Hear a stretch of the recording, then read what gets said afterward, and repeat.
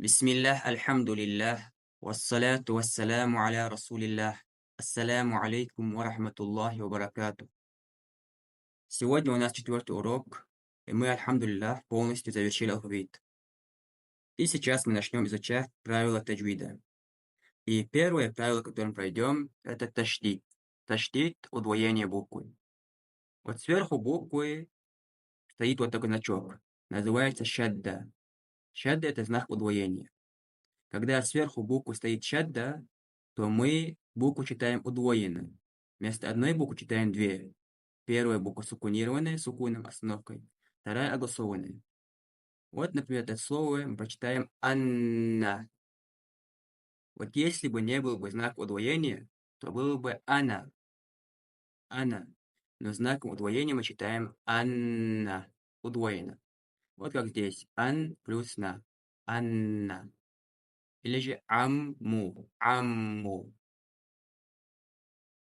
Вот второе слово будет «амма». Вот если бы не был бы знак удвоения, было бы «ама». Но читаем удвоенно. «Амма». Потом «тамма». «ضَلَّ». «رَبُّ». «عِزُّ». «حَقُّ». Вот здесь три буквы, серединная буква удвоена.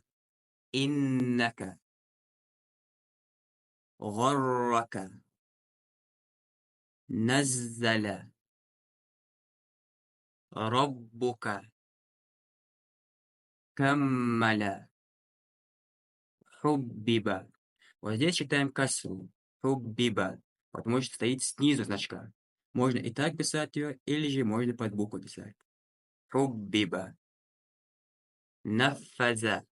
Букву «зали» произносим межзубно. Это межзубная буква. То есть кончики языка с кончиками вверх нарисованы. «Нафаза». «Хайяра».